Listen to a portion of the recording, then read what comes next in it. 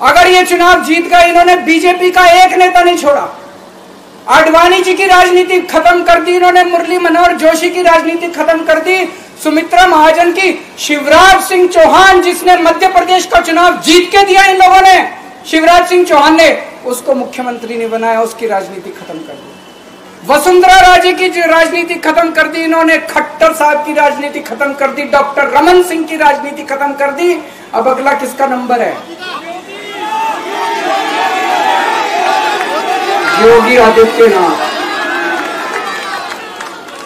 अगर ये चुनाव जीत गए, मेरे से लिखवा लो, 2 महीने के अंदर उत्तर प्रदेश का मुख्यमंत्री बदल देंगे।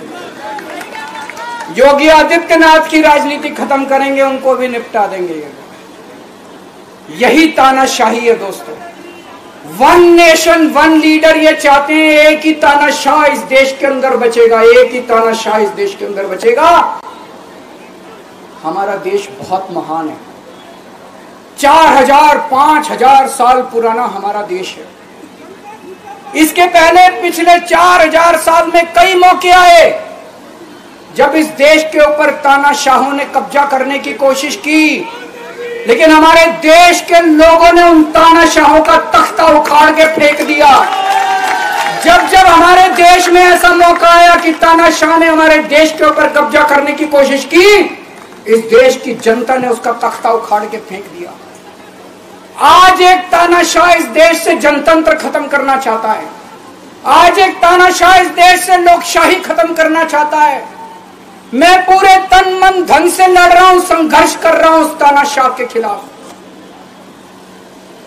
140 करोड़ लोगों का साथ चाहता हूं मैं। मेरे अकेले के करने से नहीं होगा। 140 आज मैं आप लोगों से भीख मांगने के लिए आया हूं, 140 करोड़ लोगों से, 140 करोड़ लोगों से भीख मांगने के लिए आया हूं। मेरे देश को बचा लो, मेरे भारतवर्ष को बचा लो, मेरा भारत इस तानाशाही से बचा लो मेरे दोस्त, मेरे देश को।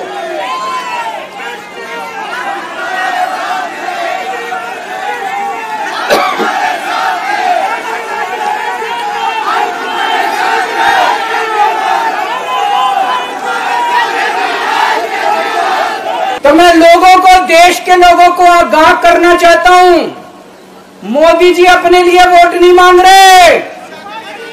मोदी जी अमित शाह को प्रधानमंत्री बनाने के लिए वोट मांग रहे हैं। मैं पूछना चाहता हूं मोदी जी से और अमित शाह जी से, ये मोदी की गारंटी पूरी कौन करेगा? क्या अमित शाह मोदी की गारंटी पूरी करेंगे? जब आप अगर जो वैसे तो मेरे को लगता है मैं भी आऊंगा उसके ऊपर, मुझे नहीं लगता इनकी सरकार बन रही है, लेकिन जो बीजेपी को वोट देने जाएं वो ये सोच के जाना कि आप मोदी जी के नाम पे वोट नहीं दे रहे, आप अमित शाह के नाम पे वोट दे रहे।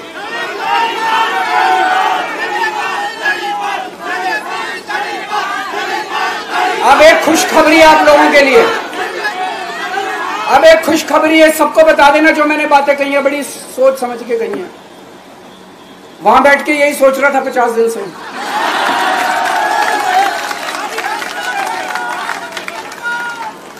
दोस्तों, पूरे देश के मेरे को बाहर निकले हुए 20 घंटे हो गए।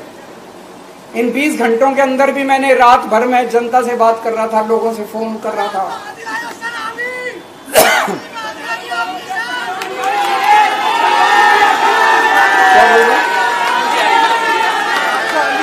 रात को आंधी आई थी,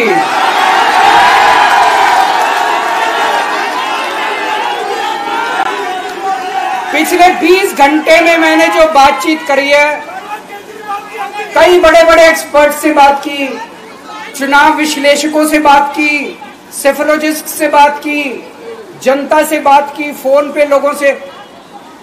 मेरा अपना आकलन है कि 4 जून के बाद इनकी सरकार नहीं बन रही, मोदी सरकार नहीं बन रही।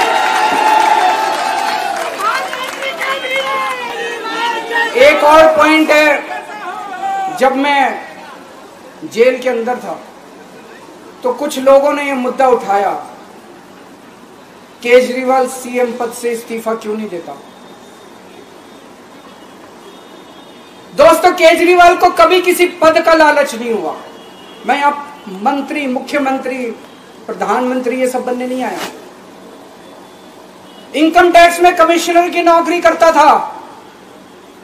कमिश्नर की नौकरी छोड़ के दिल्ली की झुग्गियों के अंदर 1 नहीं, 2 नहीं, 3 नहीं, 10 साल तक मैंने दिल्ली की झुग्गियों के अंदर काम किया है, सुंदर नगरी और नंद नगर की झुग्गियों के अंदर, इनकम टैक्स कमिश्नर की नौकरी छोड़ के।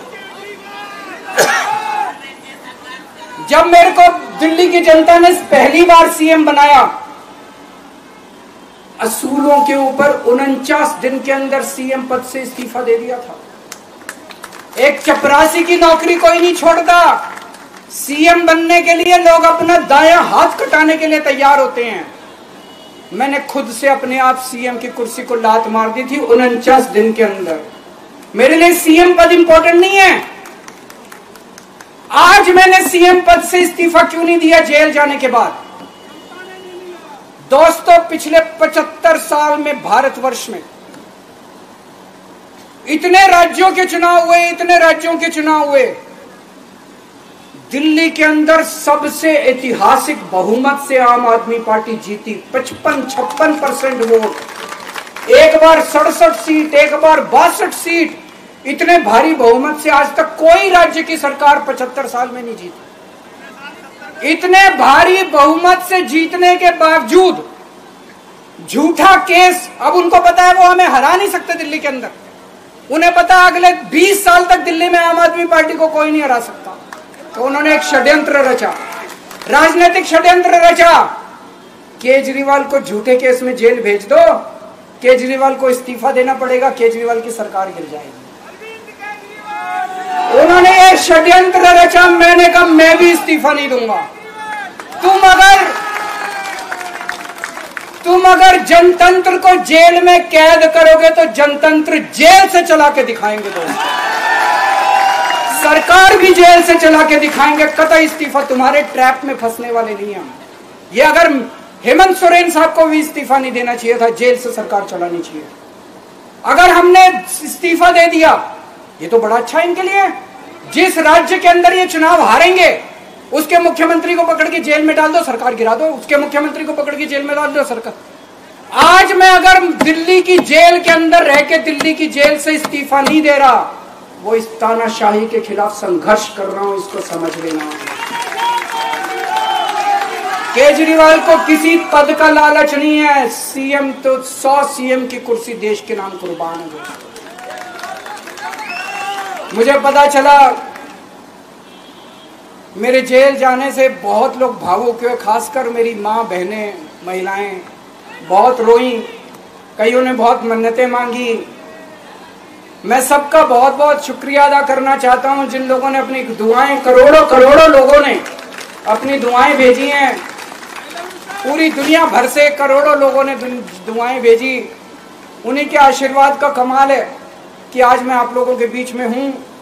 आप लोग सब लोग सुखी रहें, देश खूब तरक्की करे, फले फूले, आप सब लोग खूब खुश रहें, ऐसी मेरी प्रभु से इच्छा है। भारत माता की।